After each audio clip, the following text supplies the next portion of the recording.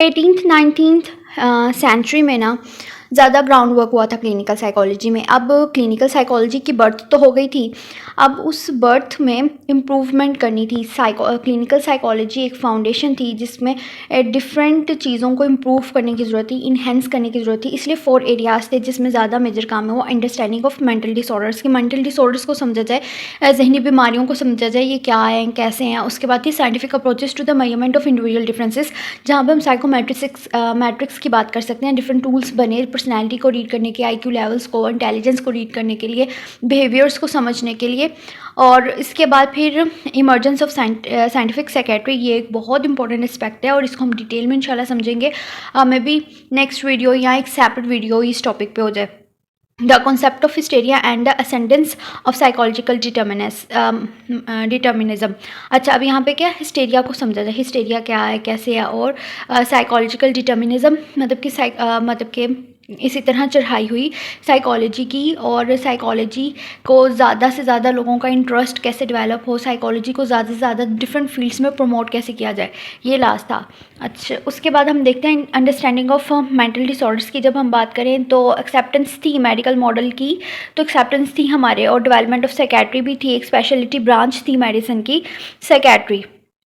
ठीक है, तो जैसे ही मतलब मेंटल डिसऑर्डर की एक्सेप्टेंस की बात आई तो साइकेट्री की एक स्पेशलिटी ब्रांच जो मेडिसिन में थी उसकी भी एक्सेप्टेंस हुई थी। और इसी तरह काफ़ी साइकेट्रिस्ट थे like Benjamin Rush 1745 1813 United State, Philippe Pinel भी थी जो कि फ्रांस में थी। इसी तरह विसेंजो चियारोगी जो इटालियन थे, फ्रांसिस विलिस जो कि इंग्लैंड से थी।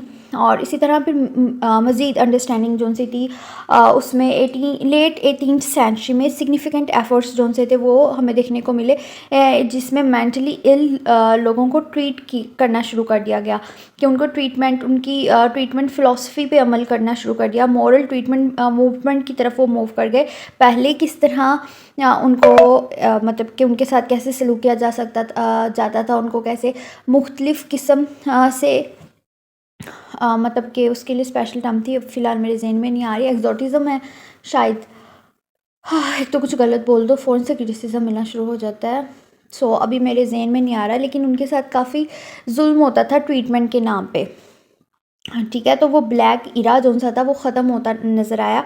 और उसके लिए मैंने पहले भी बताया था, पिनल और विलियम टूक, इन लोगों ने बहुत ज़्यादा इनिशिएटिव लिया था इस एक चीज़ पे कि एक मॉरल ट्रीटमेंट होना चाहिए। और इसी तरह लेट 18 में ट्रीटमेंट फ़िलासफ़ी जो सी है वो एक मॉरल ट्रीटमेंट मूवमेंट के तौर पे मानने शुरू हो गई, कि उन लोगों को मेडिसिनल मीन्स के साथ, मीडियम्स के साथ ट्रीट करना शुरू कर दिया गया। This movement was initiated nearly simultaneously by Philippe Pinel in France and William Tuke 1732 1822 in England.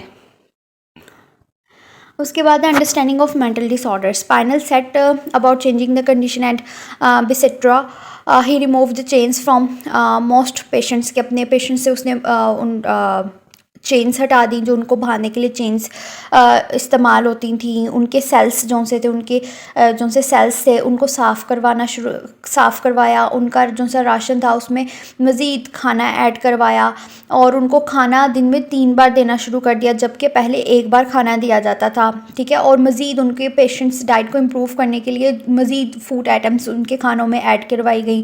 फिर प्रिस्क्राइब्ड वर्क थेरेपी उनके साथ करना शुरू कर दिया, और स्टाफ की तरफ से उनके साथ कोई भी ब्रूटल बिहेवियर ना हो, इस चीज़ को भी प्रोहिबिट किया गया, रोका गया। Pineal describe the moral treatment of the insane, कि इंसेन का मॉरल ट्रीटमेंट विच इंक्लूड, उसमें था good food, comfortable logging, work therapy में कि किसी ना किसी काम में उनको इंगेज किया जाए, उनसे कोई ना कोई काम लिया जाए जो कि उनको और एक कंसिडरेटेड ट्रीटमेंट, और इंटरटेनमेंट एंड माइल्ड एक्सरसाइज। ये एक तब का आई थिंक सो ये कौन सा मॉडल हमने भी पीछे पढ़ा है पैनल का, खैर ये था लेट इन 18s का मॉडल। जो कि तकरीबन चीज़ें ज़रा सी एडवांस होगी, ज़रा सी थोड़ी बहुत हमारे पास ज़्यादा स्टडीज़ होंगी, लेकिन इनिशिएटिव भी यही था। आज भी हम बस उसको रिफॉर्म्ड फॉर्म में आज भी हम यही सब कुछ इस्तेमाल करते हैं कि डाइट अच्छी हो, रहना सहन उसका कंफर्टेबल है कि नहीं, वो अपने कामों में जो उसके हॉबीज़ हैं उसकी तरफ चला जाए। और ये पैनल का एक बहुत ही खूबसूरत और बहुत ही अच्छा एक इनकलाबी मूवमेंट था जो उसने लिया उस इंस्टीट्यूट में विजिट के। अच्छा, उसके बाद the first institute in the US based upon premises of moral treatment was the Friends Asylum. वो फ्रेंड्स एजाइलम था पेंसिल्वेनिया का, और which accepted its first patient in 1817।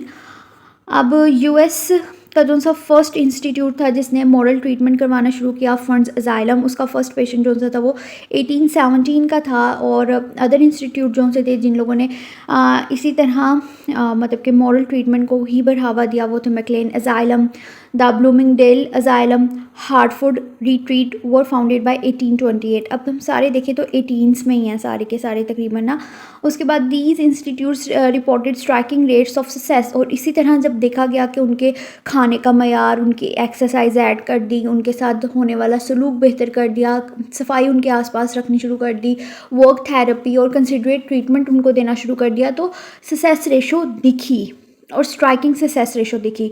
Bye the mid 19th century में numerous institutes बनना शुरू हो गए US में जो कि मॉरल ट्रीटमेंट एम्प्लॉय कर रहे थे, देने की कोशिश कर रहे थे। उसके बाद one of the important figures जो सी थी अर्ली हिस्ट्री साइकोलॉजिकल टेस्टिंग, अब हमारे पास आ जाती हैं। ये हमारी ख़त्म हो गई कहानी अंडरस्टैंडिंग ऑफ मेंटल डिसऑर्डर्स के। समझ लिया मेंटल डिसऑर्डर्स को कि मेंटल डिसऑर्डर्स जो सी है वो मॉरल ट्रीटमेंट और एक अच्छे इलाज के साथ ट्रीट हो सकती है, ना कि उनके साथ जालमाना सलूक किया जाए। और इस तरह ये हमारी मेंटल डिसऑर्डर्स को समझने की एक मतलब कि अभी सिर्फ हमने समझा था कि अच्छा इनको ऐसे कर सकते हैं, फिर उनका डिफरेंट शेड करना, डीएसएम्स बनना और ये वो अभी बहुत सफ़र आगे हुआ है उसके बाद। लेकिन ये मेजर हिस्ट्री जितना हमने पढ़ लिया आज। उसके बाद था मेजरमेंट ऑफ इंडिविजुअल डिफरेंसेस।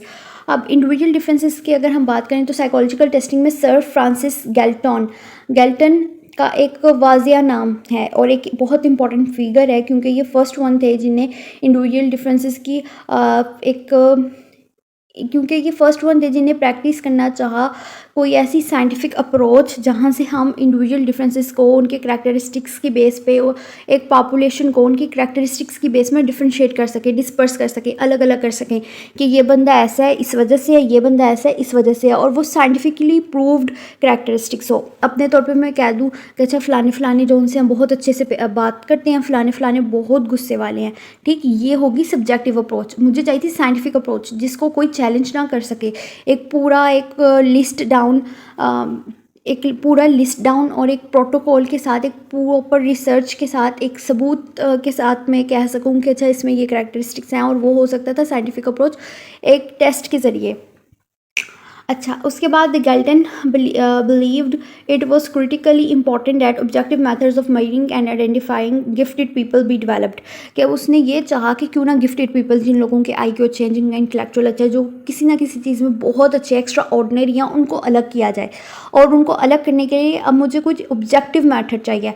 एक इंसान अपने तौर पर तो कह सकते हैं, जैसे मैंने कहा कि मैं अपने तौर पर कह दूँ कि फ़लाना लाइक है, लेकिन वो मेरे तौर पे होगा, उसको कोई भी साइंटिफिक प्रूफ नहीं है, उसको मैं किसी भी तरह साइंटिफिक या भी कुछ भी नहीं कह सकती, ये एक सब्जेक्टिव अप्रोच है। वो चाहता था ऑब्जेक्टिव अप्रोच। और इसी तरह हम फिर गैल्टन ने इसी टास्क को इस्तेमाल किया एक ऐसा मेजरमेंट टूल बनाने के लिए जो कि इंडिविजुअल डिफरेंसेस को मेजर कर सके, ठीक। और इसी एजम्पशन में उसने काम करना शुरू कर दिया। उसके बाद गैल्टन ने इम्प्रूव अपॉन स्टैटिस्टिकल मेथड्स, अपने डाटा एनालाइजिंग की, जो उनसे स्टैटिस्टिकल मेथड्स थे उनको इस्तेमाल किया और उनको इम्प्रूव भी किया, और इंडिविजुअल डिफरेंसेस को देखना शुरू किया। Inspire others to continue with the pursuit, और दूसरों को भी इंस्पायर किया कि वो उसके साथ इस एक जिद्दोजहद में लगें। और इसी तरह उसने एक साइकोमेट्री लेबोरेटरी जो सी थी वो डेवलप की यूनिवर्सिटी ऑफ पेंसिल्वेनिया में, और जहाँ पे इन लोगों ने मतलब कि he study task similar to those being used by Galtons. और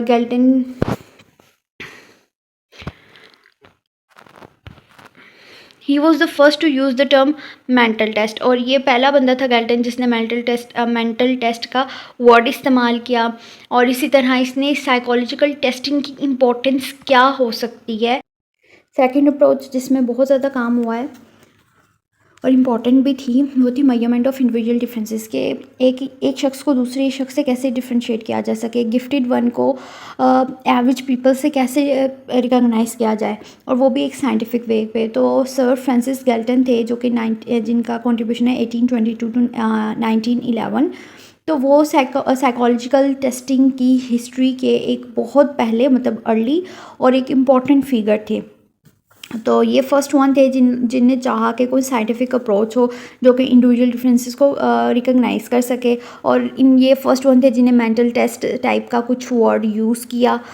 अब गैल्टन क्या चाहते थे, वही चीज़ के वो गिफ्टेड पीपल कोई ऐसा हो जो कि गिफ्टेड पीपल को नॉर्मल पीपल से अलहदा कर सके, नीडी पीपल को नॉर्मल पीपल से अलहदा कर सके। पर्सनैलिटी ट्रेड्स की बात की, कुछ इनहेरिटेबल पर्सनैलिटी ट्रेड्स होती हैं, कुछ दूसरी जो कुछ होती हैं जो कि इनहेरिटेबल नहीं होती, कुछ नई खसूसियात वाले लोग होते हैं। तो उन सब चीज़ों को कैसे अलग किया जा सके, और गैल्टन एक ऐसी पर्सनैलिटी है कि इस पर भी मेरा ख्याल एक अलग से लेक्चर होना चाहिए, और ये एक ब्रीफ सा हिस्ट्री का लेक्चर है तो इसको हिस्ट्री में रहने देते हैं, पर्सनैलिटी पे नहीं मूव करते। और इसी तरह गैल्टन ने फिर अपनी नॉलेज और अपनी अजम्पशंस के ज़रिए एक कुछ मतलब कि all knowledge is acquired from the senses, और उन्होंने फिर एक अजम्पशन इस पे बनाई कि हमारी तमाम नॉलेज उनसे है ना वो एक्योर होता है, मतलब हम हासिल करते हैं अपनी सेंसेस के थ्रू। अब उन सेंसेस को इस्तेमाल करना या फिर उसको कैसे यूज़ करना है, ये एक इंसान की मेंटल कैपेबिलिटी बताती है कि वो किस चीज़ को कैसे परसीव कर रहा है और कैसे यूटिलाइज़ कर रहा है, ये सारा एक कॉन्सेप्ट। इसी तरह गैल्टन ने स्टैटिस्टिकल मेथड को इम्प्रूव किया ताकि वो एनालाइज कर सके इंडिविजुअल डिफरेंसेस को, और उनकी इसी एक चाह को बहुत से दूसरे लोगों को उनकी इस चाह को बहुत से दूसरे जो उनसे थे लोग उनको वो इंस्पायर हुए इनकी इस चाह से, और उनने इनको ज्वाइन किया और इनके ही इस गोल को परस्यू करना शुरू किया। और इसी तरह एक साइकोमेट्री लेबोरेटरी जो सी थी, मैं इसको फर्स्ट वन नहीं कहूँगी लेकिन हाँ मैं ये कहूँगी साइकोमेट्री लेबोरेटरी जो सी थी वो यूनिवर्सिटी ऑफ पेनिसिल्वेनिया में डेवलप हुई, जिसका काम जो गैल्टन करता था वही करना था कि स्टडी किया जा सके कोई ऐसा टूल जिससे हम लोगों को डिफ्रेंशिएट कर सकें। गैल्टन फर्स्ट वन था जिन्हें मेंटल टेस्ट का वर्ड यूज़ किया। गैल्टन ही वो बंदा था जिसने बताया कि साइकोलॉजिकल टेस्टिंग और इसके इंपॉर्टेंट प्रिंसिपल्स क्या हैं, ये साइकोलॉजिकल टेस्टिंग किन किन तरीक़ों से किस किस वजह से इस्तेमाल की जा सकती है और इसका क्या यूज़ हो सकता है, यूसेज हो सकता है। अगर हम बात करें तो वर्ल्ड वार 1 में, वर्ल्ड वार 2 में ऐसे टेस्ट डेवलप हो चुके थे जो कि हमारी इंटेलेक्चुअल लेवल्स को मेजर कर रही थी, लेकिन गैल्टन का क्या रोल था, गैल्टन का कुछ ऐसा टूल डेवलप करना था, कोई ऐसी पर्सनैलिटी, कोई ऐसी जो कि हमें करैक्टरिस्टिक्स बताती कि ये बंदे में ये करैक्टरिस्टिक, ये खूबी है और ये खूबी इस चीज़ के लिए बहुत फ़ायदेमंद है। ओके, तो हमारा ये लेक्चर यहाँ तक था। अब नेक्स्ट आएगा हमारे पास इमर्जेंस ऑफ साइकेट्री, और इमर्जेंस ऑफ साइकेट्री के बाद एक और टॉपिक है हमारे पास, एक और फोर्थ एरिया जो सा concept of hysteria and ascendants of psychological determination.